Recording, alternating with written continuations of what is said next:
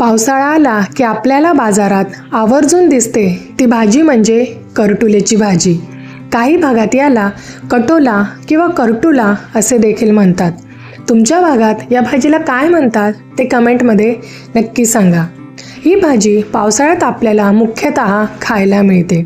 यात भरपूर प्रमाणात पोषक तत्वे देखील आढळतात. त्यामुळे ही भाजी खायलाच हवी. या भाजीमध्ये आपल्याला भरपूर प्रमाणात पोटॅशियम, कॅल्शियम, फॉस्फरस आणि लोह असे पोषक तत्वे मिळत असतात. यामुळे आपल्याला पचन सुधारते, मधुमेह नियंत्रित ठेवण्यास आपल्याला मदत मिळते, आपली रोगप्रतिकार शक्ती देखील वाढते. त्यामुळे ही भाजी आवर्जून खायलाच हवी. तसेच श्रावण महिना विशेष म्हणून आपण ही भाजी कांदा लसूण न वापरता बनवणार आहोत. पण कांदा लसूण न वापरता देखील ही भाजी अगदी चविष्ट होणार आहे. त्यामुळे रेसिपी शेवटपर्यंत नक्की बघा आणि रेसिपी एकदा ट्राय करा. चला तर मग आजची रेसिपी सुरू करूया. पण अशाच नवनवीन आणि हेल्दी रेसिपीसाठी चॅनलला सबस्क्राईब नक्की करा.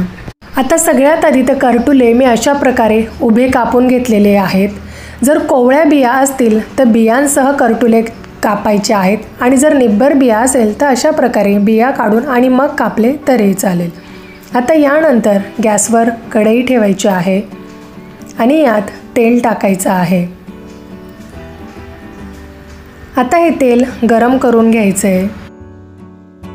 आता इथे आपलं तेल गरम झाल्यानंतर यात जिरं टाकायचं आहे आणि जिरं छान तडतडलं की नंतर यात हिरवी मिरचीची पेस्ट टाकायची आहे. आता इथे मी हिरवी मिरची आणि आलं दोन्ही पेस्ट टाकलेली आहे. नंतर कढीपत्ता टाकायचा आहे आणि हे सर्व तेलात व्यवस्थित परतवून घ्यायचं आहे. गॅस अगदी बारीक ठेवायचा आहे, मध्यम किंवा फुल करायचा नाही आणि कमी गॅसवरच हे व्यवस्थित परतवून घ्यायचं आहे. आता इथे व्यवस्थित परतवून झाल्यावर मिरची छान परतवून झालेली आहे तेलात.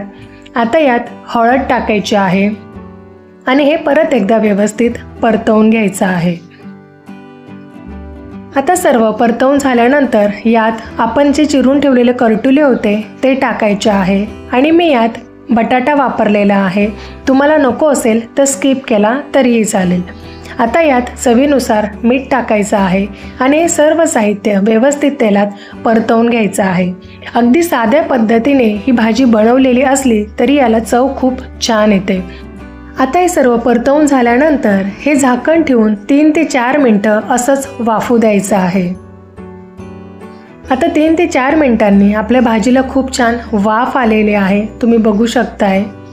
आता एकदा व्यवस्थित परतवून घ्यायचं आहे आणि यानंतर इथे मी गरम मसाला वापरलेला आहे. आता हा गरम मसाला मी घरावर बनवलेला आहे, तो विकतचा नाही आहे आणि यात मी कांदा आणि लसूण दोन्ही घातलेलं नाही आहे, त्यामुळे मी इथे वापरलेला आहे.